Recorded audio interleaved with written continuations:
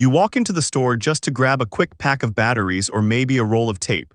You tell yourself you will be in and out in 2 minutes. But 20 minutes later, you find yourself standing at the cash register with a shopping basket overflowing with snacks, a random coffee mug, some party supplies you do not currently need, and a new brand of toothpaste. You look down and wonder how you ended up spending $30 in a store where almost everything costs exactly $1. It is a universal experience, and it is exactly what these stores rely on. You might look around at the brightly lit aisles packed with incredibly cheap items and wonder how this business model even exists. How can a massive retail chain survive, let alone make billions of dollars in profit, when they are selling products for less than the price of a cup of coffee? The answer is a brilliant, highly calculated financial machine operating quietly right in front of you. The fundamental engine driving these stores is a concept called high-volume, low-margin retailing. When you buy a branded item at a traditional grocery store, the profit margin on that single item might be quite large. Dollar stores flip this equation entirely. They are not looking to make a massive profit on a single bottle of shampoo. Instead, they are entirely focused on making a tiny fraction of a penny on millions of bottles of shampoo. By expanding their footprint to thousands of locations across the country, they buy products in monumental quantities. This immense purchasing power forces manufacturers to give them rock-bottom wholesale prices. If a dollar store buys 10 million units of a plastic storage bin, the cost to manufacture and ship each bin drops drastically. They might buy that bin for 40 cents and sell it to you for $1. That 60-cent profit seems small in isolation, but multiplied by millions of shoppers every single day, it creates a river of cash. Notice what you are actually putting in your basket. While you will see a few familiar, name-brand items scattered around to build trust, the vast majority of the products are brands you have never heard of before. These are known as private labels.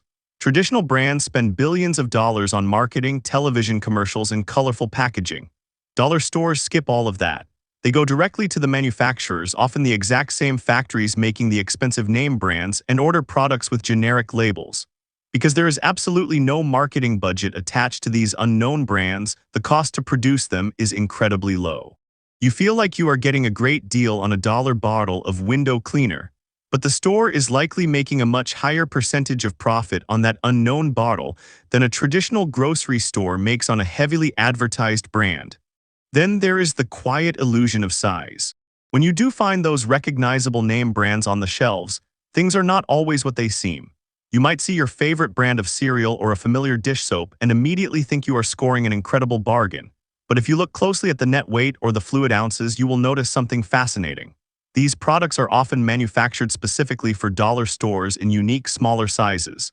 It is a financial tactic known as shrinkflation, but baked right into the core business model. You are paying $1, which feels cheap, but the cost per ounce is frequently higher than if you bought the standard size at a big box retailer. The store completely controls your perception of value. They know that your brain focuses primarily on the single dollar price tag, completely overlooking the fact that you are actually buying significantly less product. Beyond the products themselves, the physical stores are masterpieces of cost-cutting. Traditional supermarkets operate on massive overhead. They have sprawling square footage, intricate displays, expensive refrigeration systems, and large teams of employees stocking shelves and bagging groceries. Dollar stores strip all of this away. Their buildings are deliberately small and located in cheaper real estate markets, often moving into abandoned storefronts rather than building from scratch. If you look around, the design is incredibly basic. The floors are simple tile, the lighting is standard, and many products are displayed directly in the cardboard boxes they were shipped in. This is not laziness, it is a calculated financial strategy to save time and money.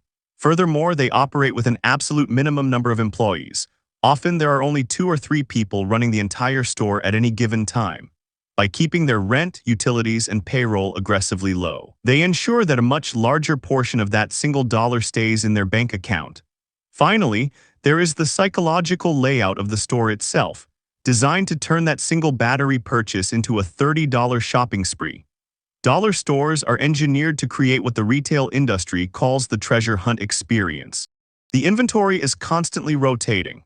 You never quite know what random, interesting items you might find down the seasonal aisle or near the checkout counter. This unpredictability triggers a sense of urgency and curiosity in your brain.